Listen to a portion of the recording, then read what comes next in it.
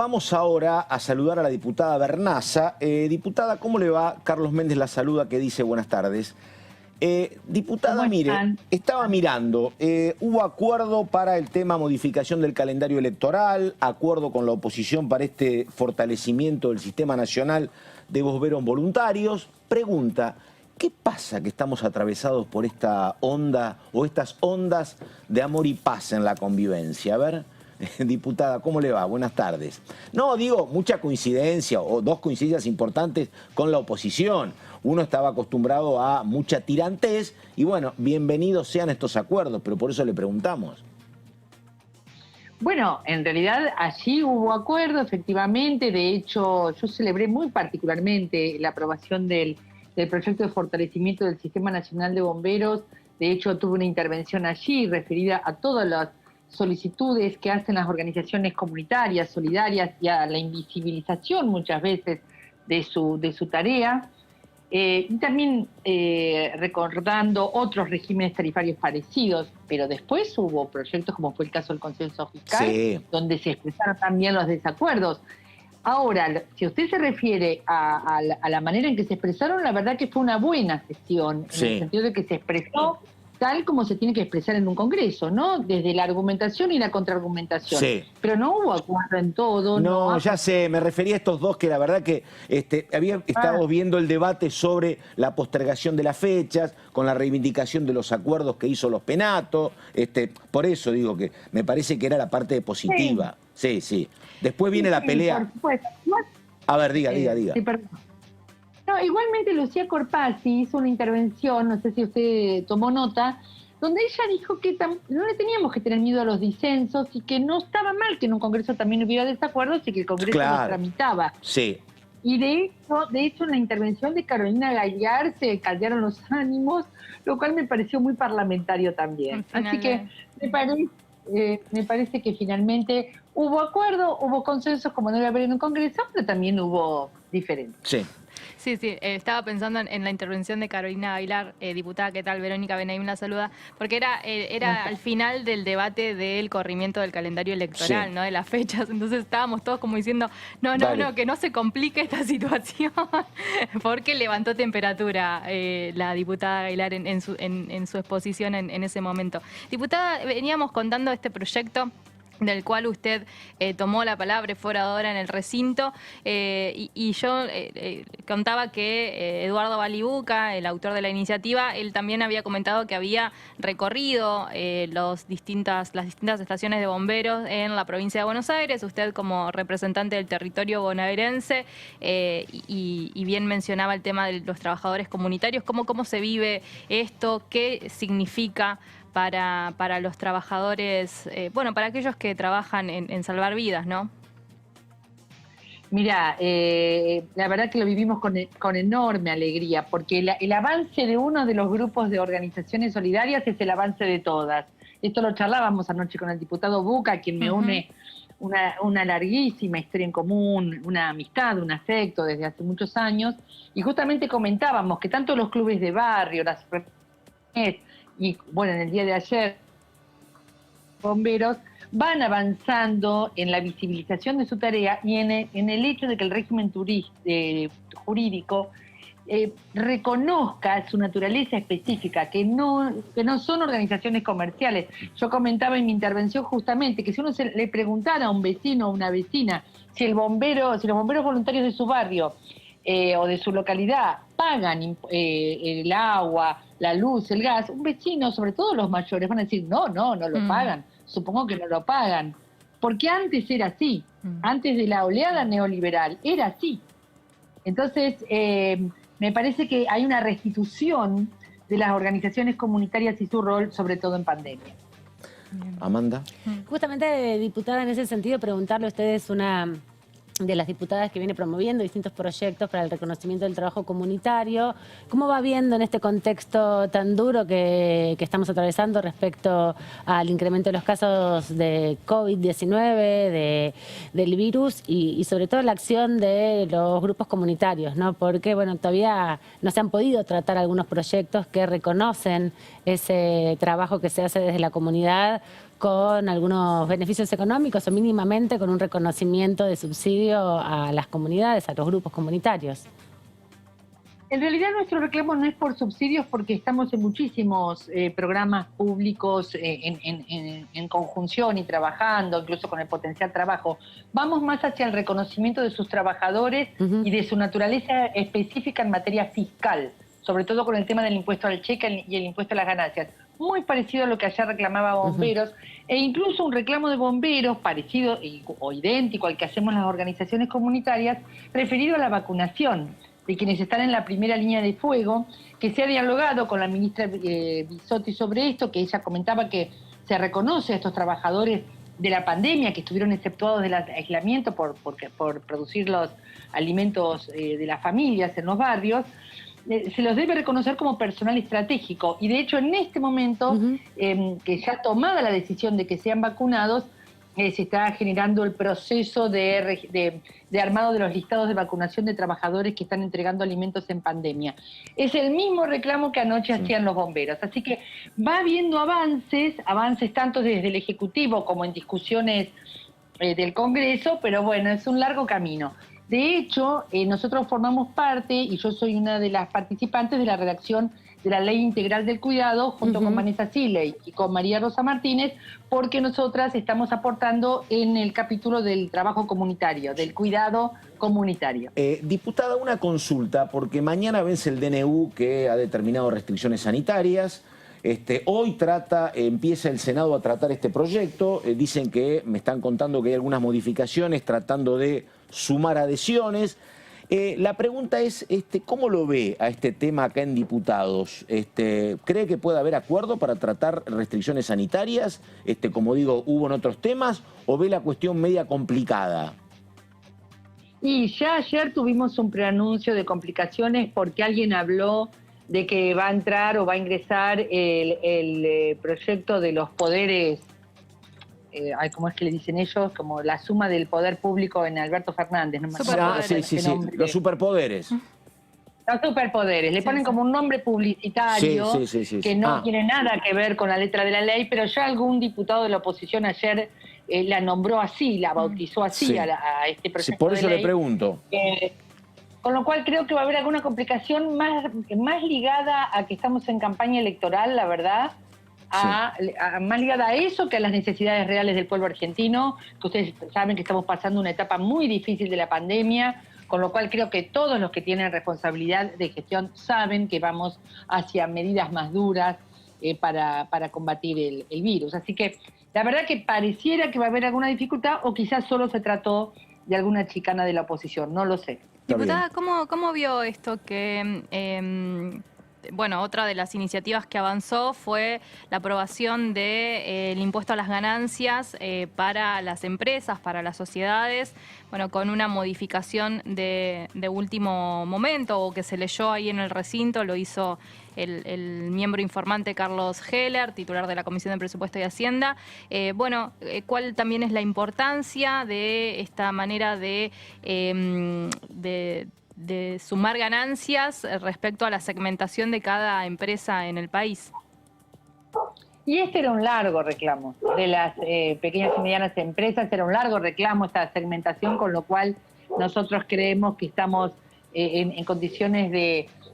creemos que esta ley inicia o continúa un camino de segmentación muy necesario para promover el desarrollo de las empresas intermedias. Bien. Diputada, una pregunta que le estaba escuchando con atención lo que le respondió usted a Amanda. Hay como un debate en el oficialismo sobre cómo asistir a los más golpeados en el medio de la crisis. Unos plantean la tarjeta alimentaria y otros dicen, no, en lugar de tarjeta alimentar hay que generar trabajo. Digo, a ver, ¿qué dice Vernasa? ¿Qué cree? ¿Cuál es el camino? A lo mejor son caminos complementarios, ¿no? Pero a ver, ahí está. Absolutamente, absolutamente. Mi proyecto de ley del régimen de regularización y régimen especial de trabajadores comunitarios, lo que dice es, a partir de lo que ya sucede, que son paliativos, como son los programas al estilo potenciar trabajo, a partir de allí ir hacia una creciente regularización y reconocimiento de las contribuciones de la seguridad social para estos trabajadores. Nosotros vamos hacia una creciente regularización, pero siempre celebrando la presencia de estos proyectos, de estos programas.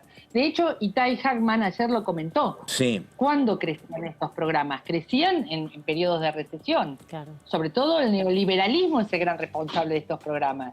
Pero nosotros vamos por el trabajo formalizado, por el trabajo decente. Así que nosotros no creemos que son contrapuestos estos dos proyectos, son complementarios. Por eso mi proyecto habla de creciente y progresiva regularización, o regularización progresiva. Sí. No recuerdo bien el título. Diputada, también preguntarle porque, bueno, después de la sesión de ayer ya está más claro el panorama electoral, estamos en un proceso ya y pareciera evidentemente que lo sucedido el día martes en la firma de los dictámenes tanto de biocombustibles como de Ministerio Público Fiscal, hay proyectos, hay posiciones contrapuestas con sectores de la oposición. ¿Usted cree que a partir de esta aprobación del corrimiento del calendario electoral empieza más claramente el proceso de la campaña, empieza con más ahínco por ahí el quererse diferenciar, ¿no?, del oficialismo y construir ahí también sus propias referencialidades desde los distintos bloques opositores? Digo porque el oficialismo tiene por delante proyectos importantes con... bueno, juntando el quórum, digamos. Sí. ¿Me disculpas un minuto? Sí. Me disculpas un minuto que me han tocado el timbre. Ya vuelvo. Pero cómo no, bueno, Vayan, viste, no tiene un séquito de asesores, No. tocaron el timbre. Teletrabajo se Decime llama. una cosa, yo estaba escuchando atentamente lo que te iba a decir y le pregunto a las dos. Porque el oficialismo quiere avanzar con un proyecto de selección diferente de un nuevo procurador. Sí. Un modelo muy parecido a otro que había tenido en su momento, vos le preguntaste a Mena, que había defendido Garabano en la Cámara de Diputados. Sí, en 2016. Entonces, ahora lo que veo es que, y está otra vez sentada la diputada, lo que veo es que parte de la oposición está planteando ni el proyecto que está, ni tampoco el que ahora quiere impulsar el oficialismo. ¿Por qué no se hace un esfuerzo y se termina votando con el actual modelo a Rafecas como procurador? Es la insistencia de varios. Ahí que llegó, a ver, eso se lo preguntamos después. Primero que volvió, ¿quién era? A ver, lo único que importa era quién era, diputada. El timbre. No. Este es el problema del teletrabajo. La gata que está queriendo participar del programa. El service del lavarropa que se estaba yendo, yo le estaba haciendo señales de que... Páguele, lo único que importa es que le pagó. No, ahora me va a esperar para que le pague. Bueno, está. Porque, viste... Era terrible porque vi que se empezaba a ir... Sí. Perdónenme, y sin lavarropas... Mire, peor es que la verdad, que no le pague y que la culpa sea nuestra, así que está todo perdonado. Bueno, a ver, no, después voy al tema de lo que tiene que ver con la elección del nuevo procurador, pero vos con qué estabas. Yo le preguntaba justamente porque ayer con el calendario electoral ya queda todo más claro, queda poco tiempo para las elecciones y alguna sensación que tenemos, algunos de los periodistas que cubrimos el trabajo parlamentario, es que hay una posición de sectores de la oposición justamente de diferenciarse del oficialismo. ¿Tiene la misma percepción? ¿Cree que hay posiciones que se pueden ir acercando? ¿Que ahora vamos a escuchar muchos discursos de diferenciación? Por supuesto. Iba en esa línea lo que comenté antes que llegara el servicio de la ropa. Iba en esa línea.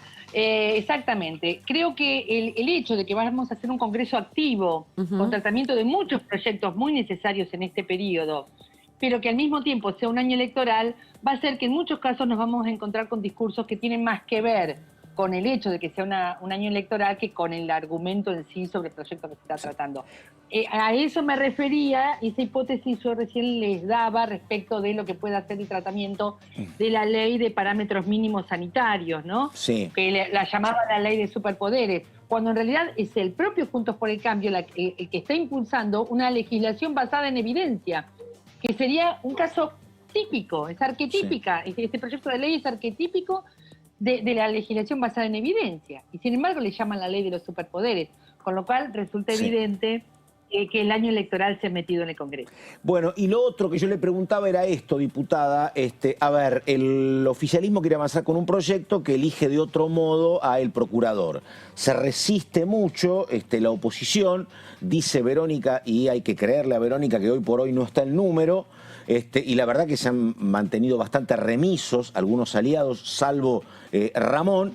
Y le pregunto, algunos opositores plantean que habría que insistir con rafecas. ¿Insistir con rafecas puede ser una opción para el oficialismo si no puede haber espacio para la elección de una nueva manera del procurador? ¿Le pregunto o no? Yo creo que a lo que vamos es a una nueva manera de elección que respeta más los preceptos constitucionales. Son las formas de elección que nosotros debemos respetar. También entendiendo que el Poder Judicial se tiene que modernizar y empezar a tener ciclos de sus funcionarios.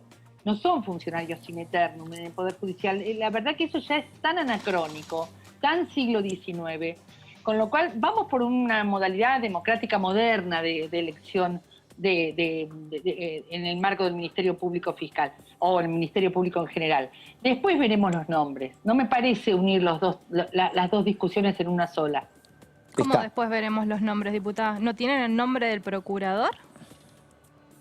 Seguramente en los compañeros, colegas que están en estos temas, seguramente se están barajando nombres, estoy segura. No son mis temas en la cabeza. Está bien. Está. No, me diputada, una consulta como militante, que acá siempre lo planteamos.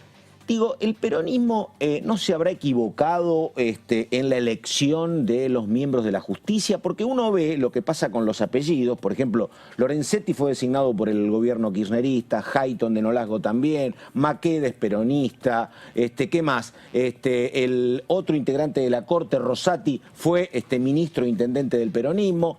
Digo, han designado a muchos fiscales y ahora, sin embargo, están con objeciones que uno las puede comprender, ¿eh?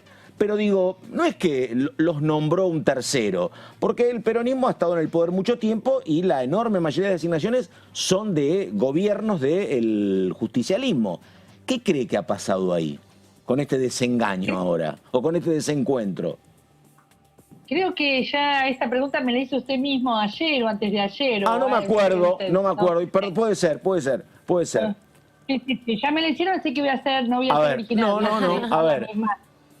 La misma respuesta voy a dar. A ver. Que es que... ¿Cómo? No, le escuchamos. Digo que voy a dar la misma respuesta. Creo que el Poder Judicial termina siempre muy cooptado, muy... Tiene razón. A los poderes fácticos, tiene razón. Con los poderes reales y con los intereses económicos. Tiene razón, sí, me dijo eso, tiene razón. Bueno, ahí estamos. ¿Alguna consulta más? Dale. Solo decirle, porque hoy el Senado de la Nación va a darle sanción, seguramente por unanimidad, al proyecto que busca jerarquizar la Convención de Belén do Pará. Usted es una diputada que sigue los temas de género también. Sí. Preguntarle la importancia que tiene que una convención como estas tenga jerarquía constitucional para la cotidianidad, ¿no? Para la vida institucional argentina. Muchísima importancia.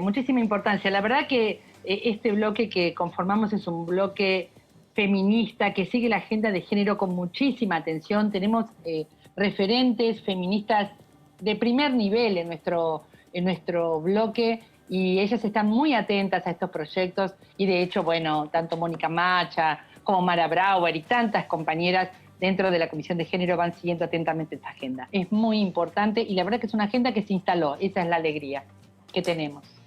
Diputada, un tema que me quedó pendiente ahora que pregunta eso. No sé si tal vez es menor el flujo de información, pero ¿tiene algún dato nuevo en materia de violencia de género? A mí me parece que a nivel periodístico la cuestión es como que ha amainado un poquito. No sé si esto es simplemente periodístico, es no cobertura o hay alguna correlación con datos. ¿Tiene alguna información, le pregunto? Sí, es la otra gran pandemia, no ha mermado. Tenemos 2 pandemias en este momento en nuestro país. Bueno, yo la verdad que hay un segundo agravante, que los medios me parece que lo reflejan un poco menos, ¿no? Sí, es como que están como institucionalizados. Ahí estamos. Diputada, muchas gracias. Buenas tardes y que pueda terminar toda la negociación con el... Es el tema de lavarropas, ¿no? Ahora se rompen mucho los lavarropas, le digo, ¿eh? La verdad que bueno, ahí estamos. Diputada Vernaza, gracias y buenas tardes hasta cualquier momento. Gracias a ustedes. Ahí Y estamos. disculpas. No, por favor.